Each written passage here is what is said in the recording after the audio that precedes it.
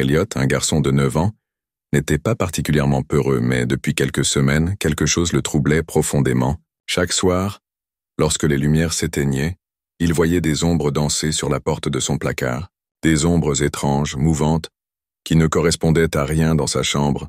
Au début, il pensait que c'était juste son imagination, mais ces ombres ne ressemblaient pas aux silhouettes floues des meubles ou aux reflets des arbres à l'extérieur. Elles avaient une forme presque humaine, parfois grandes et fines, parfois petites et difformes.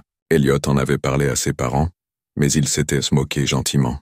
« C'est sûrement ton esprit qui te joue des tours fermes les yeux et dort. » Pourtant, il savait que ce n'était pas dans sa tête.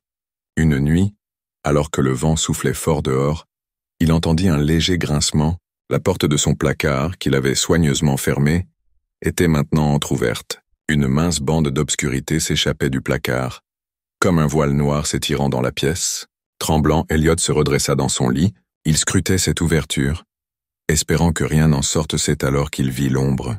Une silhouette fine et haute se forma sur le mur, comme si quelqu'un se tenait dans le placard. Mais quand il alluma sa lampe de poche, il n'y avait rien. L'ombre disparut immédiatement. Pourtant, dès qu'il éteignit la lumière, elle réapparut. Cette fois plus proche, Elliot décida de faire quelque chose qu'il n'avait jamais osé faire. Il sortit du lit, ses pieds frôlant le sol froid, et s'approcha lentement du placard. Son cœur battait si fort qu'il pensait qu'il allait exploser. Arrivé devant, il hésita un instant, puis ouvrit la porte d'un coup sec. Rien, juste ses vêtements suspendus et quelques jouets.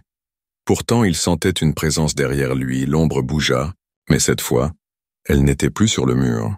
Elle était au sol, juste derrière lui, immobile. Il tourna la tête lentement, et bien qu'il n'y ait personne, il savait qu'il n'était pas seul. L'ombre ne faisait que l'observer, silencieuse, sans bruit ni mouvement.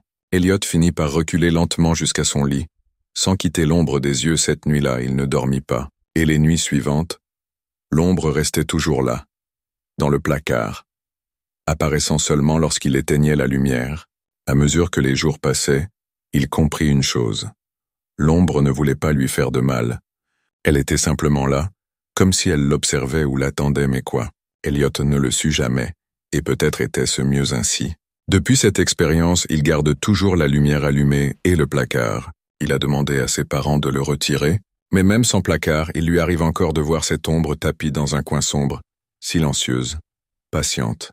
Merci d'avoir suivi cette histoire fascinante jusqu'à la fin. Chaque tournant a révélé des mystères insoupçonnés, captivant votre imagination, mais ce n'est que le début. Nous avons d'autres récits énigmatiques en préparation, chacun plus palpitant que le précédent.